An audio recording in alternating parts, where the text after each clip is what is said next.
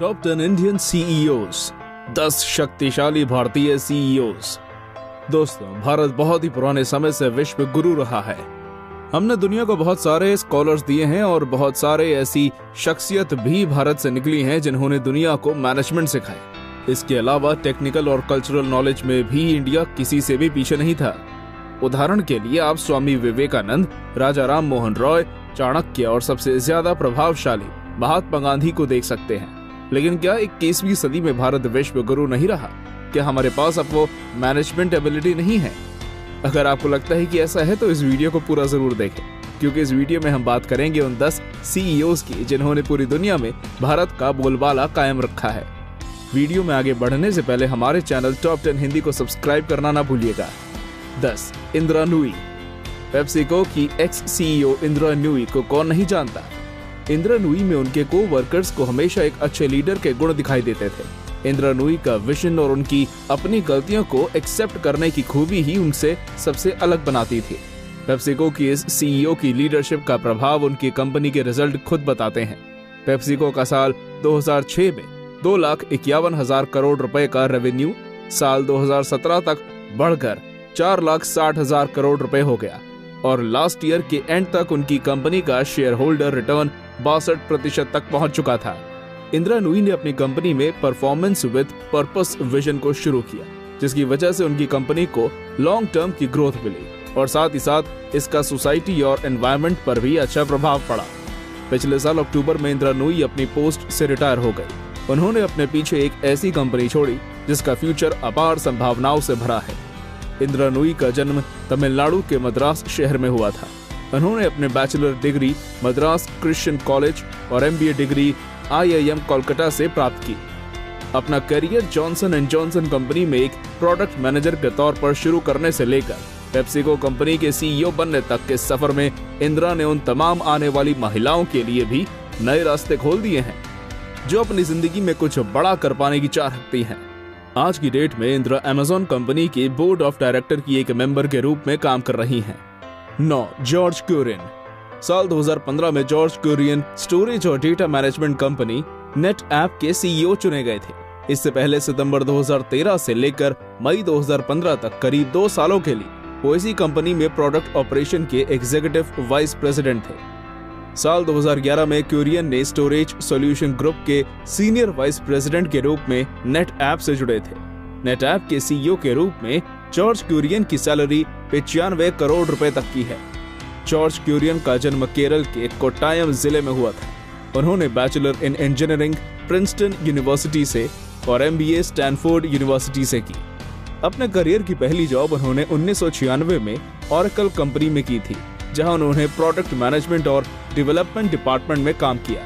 इसके बाद ऑरेकल में ही उन्हें सर्वर टेक्नोलॉजी डिवीजन का सीनियर वाइस प्रेसिडेंट बना दिया गया। जॉर्ज की गाइडेंस और सपोर्ट में इस कंपनी ने उस वक्त सबसे ज्यादा ग्रोथ अचीव की थी। इसके बाद आगे भी उन्होंने ऑरेकल डेटाबेस, फ्यूजन मिडलवेयर और सप्लाई चेन मैनेजमेंट की बैकबोन के जैसे काम किया। उसके बाद जॉर्ज क्यूरियन ने सिस्को सिस्टम्स में एप्लीकेशन नेटवर्क और स्विचिंग टेक्नोलॉजी में बतौर जनरल मैनेजर और वाइस प्रेसिडेंट काम किया। 8. अरविंद कृष्णा। अरविंद कृष्ण के बारे में हो सकता है आप बहुत ज्यादा कुछ ना जानते हो। अरविंद कृष्ण को अभी हाल ही में IBM यानी इंटरनेशनल बिजनेस मशीन कंपनी का सीईओ बनाया गया है। दोस्तों, अरविंद एक IIT में पढ़ चुके छात्र हैं। वर्ष 1962 में अरविंद का जन्म आंध्र प्रदेश में पश्चिमी गोदावरी जिले में हुआ था। अरविंद IBM में चर्चा में आए थे जब उन्होंने 2 साल पहले एक धुआंधार स्पीच डिलीवर की थी, जिसके बाद उन्हें बहुत ज्यादा सराहा गया था। अरविंद 6 अप्रैल 2020 में IBM के 10वें सीईओ होंगे। इसके साथ ही आपको ये बताना चाहूंगा कि अरविंद ने PhD भी की है। अरविंद ने IBM ज्वाइन की थी साल 1990 में, तब उनकी उम्र केवल 28 वर्ष थी। इतनी छोटी उम्र में इतना बड़ा ब्रेक मिलना एक बड़ी बात तो थी ही, लेकिन उससे भी ज्यादा सफलता अरविंद के लिए इंतजार कर रही थी। उन्हें उनके लगातार अच्छे कामों के लिए IBM के क्लाउड और कॉग्निटिव सॉफ्टवेयर का वाइस प्रेसिडेंट बना दिया गया था। उन्हें IBM के ही रेड हैट को लगभग 2,34,000 करोड़ तक के टर्नओवर पर पहुंचाने के लिए जाना जाता है। ये सब उनकी एक स्पीच से शुरू हुआ था।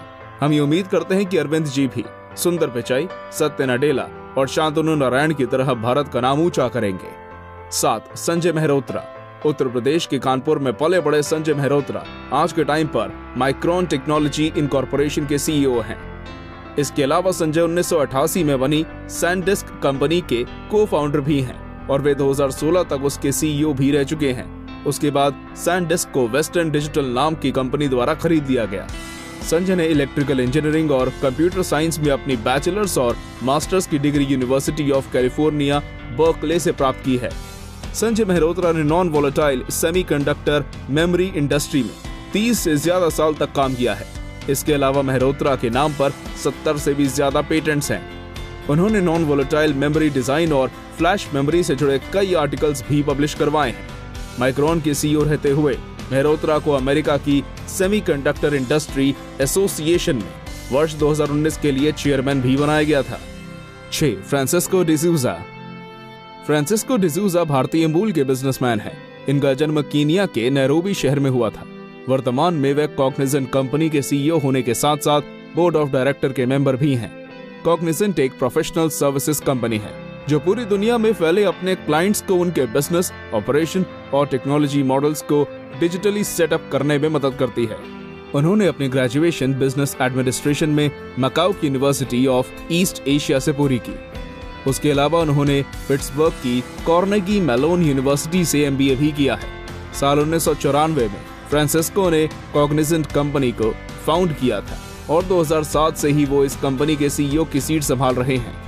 उनके सीईओ बनने के बाद उनकी कंपनी की रेवेन्यू ग्रोथ 14,300 करोड़ रुपए से बढ़कर साल 2017 में 1,300,000 करोड़ रुपए हो गई थी। कॉग्निजेंट को फॉर्च्यून 500 की लिस्ट में 192वें प्लेस पर रखा गया था और यह लगातार दुनिया भर में सबसे ज्यादा पसंद की जाने वाली लिस्ट में खुद को बनाए हुए है। 5. शांतनु नारायण।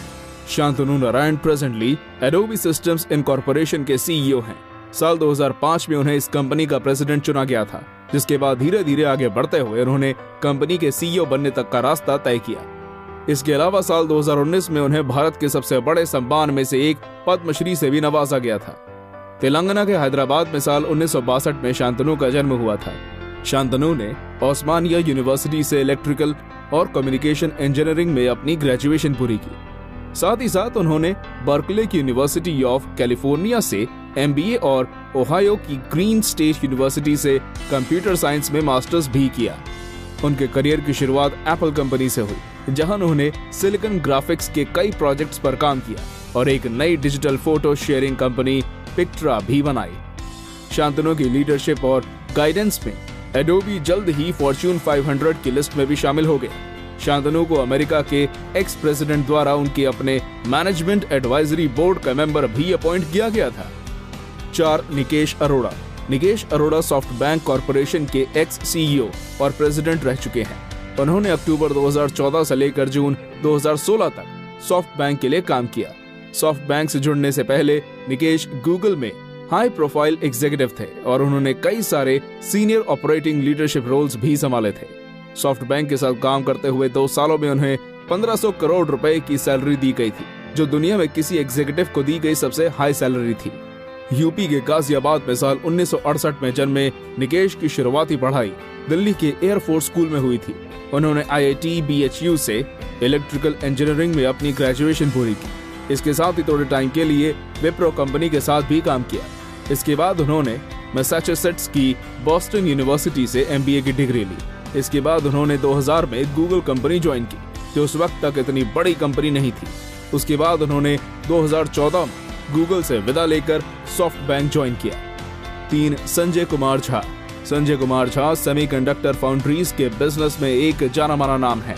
संजय कुमार झा कैलिफोर्निया स्थित ग्लोबल फाउंड्रीज कंपनी, जो दुनिया की सबसे बड़ी सेमीकंडक्टर फाउंड्री है, के साथ साथ मोटोरोला मोबिलिटी कंपनी के भी एक्स सीईओ रह चुके हैं।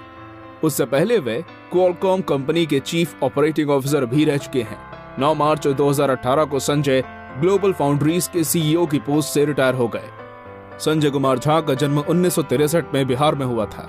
उन्होंने यूनिवर्सिटी ऑफ लिवरपूल से इलेक्ट्रॉनिक इंजीनियरिंग में ग्रेजुएशन किया और यूनिवर्सिटी ऑफ स्ट्रैथक्लाइड से इलेक्ट्रॉनिक इंजीनियरिंग में PhD भी की।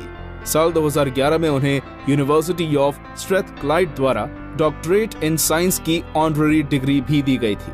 संजय ने अपने करियर की शुरुआत 1994 में क्वालकॉम में एक सीनियर इंजीनियरिंग की पोस्ट से की थी। 1997 में संजय को इंजीनियरिंग के वाइस प्रेसिडेंट की पोस्ट पर प्रमोट कर दिया गया, जहां उनका काम इंटीग्रेटेड सर्किट इंजीनियरिंग ग्रुप को लीड करना था, जिसमें संजय ने 5 जनरेशन के मॉडेम और सेल साइट चिपसेट्स को डेवलप और इम्प्रूव किया था। 2. सत्य नाडेला। सत्य नाडेला 2014 में उस वक्त माइक्रोसॉफ्ट के सीईओ बनाए गए थे जब कंपनी अपने बुरे दौर से गुजर रही थी। माइक्रोसॉफ्ट से जुड़ने के बाद नाडेला ने कंपनी में कई सारे नए चेंजेस लागू किए, जिनके रिजल्ट के रूप में कंपनी की स्टॉक पोजीशन में एक बड़ा इंप्रूवमेंट देखने को मिला।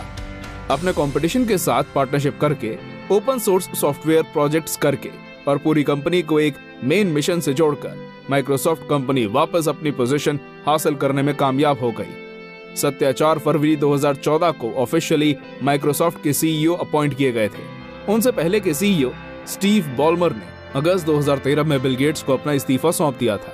इसके बाद बिल गेट्स और बॉलमर दोनों ने मिलकर कंपनी को उन मुश्किल हालातों से बाहर निकालने की जिम्मेदारी सत्या के कंधों पर रख दी, जिस पर सत्या ने कंपनी को अपनी 100% एफर्ट देते हुए उसे सारी मुश्किलों से बाहर निकाला। सत्य नाडेला का जन्म 1967 में हैदराबाद में हुआ था। उन्होंने इलेक्ट्रिकल इंजीनियरिंग में अपना ग्रेजुएशन मणिपाल यूनिवर्सिटी से पूरा किया। इसके बाद मिल्वॉकी में मौजूद यूनिवर्सिटी ऑफ विस्कॉन्सिन से अपनी पोस्ट ग्रेजुएशन की पढ़ाई के लिए सत्य अमेरिका चले गए। इसके बाद उन्होंने यूनिवर्सिटी ऑफ शिकागो से MBA किया। 2017 में सत्या ने अपनी पहली बुक हिट रिफ्रेश पब्लिश करवाई। इस बुक में सत्या ने माइक्रोसॉफ्ट कंपनी से जुड़े कुछ बहुत ही खास किस्से शेयर किए हैं। इसमें उन्होंने ये भी बताया है कि कैसे माइक्रोसॉफ्ट के जरिए वे सभी के लिए एक बेहतर फ्यूचर बनाने की कोशिश कर रहे हैं। एक सुंदर पिचाई। दोस्तों, किसी भी कंपनी का सीईओ बनना अपने आप में एक अचीवमेंट है, लेकिन पूरी दुनिया की सबसे टॉप मोस्ट कंपनी का सीईओ बनना उस वक्त के ऐतिहासिक पल हो सकता है। ठीक ऐसा ही 2015 में गूगल कंपनी के सीईओ सुंदर पिचाई के साथ हुआ, जब कंपनी को ज्वाइन करके 11 साल के बाद ही उन्हें उस कंपनी की टॉप पोस्ट ऑफर की गई। सुंदर पिचाई का जन्म चेन्नई में साल 1972 में हुआ था। इंडिया के एक मिडिल क्लास परिवार में जन्मे और पले बड़े सुंदर पिचाई अपने को वर्कर्स के बीच अपने हम्बल नेचर के लिए जाने जाते हैं। उन्होंने IIT खड़गपुर से मेटलर्जिकल इंजीनियरिंग की पढ़ाई की। इसके बाद स्टैनफोर्ड यूनिवर्सिटी से मिली स्कॉलरशिप से आगे की पढ़ाई के लिए वे अमेरिका चले गए। सुंदर बताते हैं कि चेन्नई से अमेरिका तक आने वाली फ्लाइट के टिकट की कीमत उनके पापा की सालाना इनकम से भी ज्यादा थी। सुंदर ने अपने करियर की शुरुआत अप्लाइड मटेरियल नाम की कंपनी में प्रोडक्ट मैनेजर की पोस्ट से की थी। उनके इम्प्रेसिव टैलेंट और वर्क एक्सपीरियंस की वजह से 2004 में सुंदर को गूगल में प्रोडक्ट मैनेजर की जॉब मिल गई। गूगल क्रोम पर सुंदर द्वारा किए गए एफर्ट से ही पूरे ब्राउजर मार्केट में 25% यूजर्स गूगल क्रोम को ही अपने डिफॉल्ट ब्राउजर के रूप में यूज करते हैं। पिचाई के सीईओ बनने के बाद गूगल को अप्रत्याशित सक्सेस और रेवेन्यू ग्रोथ मिला। गूगल के स्टॉक प्राइस पिचाई के आने के बाद से 90% तक बढ़ चुके हैं। तो दोस्तों, ये थे वो सीईओ जिनके इशारों पर पूरी दुनिया में ब्रांड्स चलते हैं। इन सभी लोगों पर हमें बहुत ज्यादा गर्व है। अगर आपको भी है तो हमें तुरंत कमेंट करके बताइए और ये भी बताइए कि ये वीडियो आपको कैसा लगा। धन्यवाद।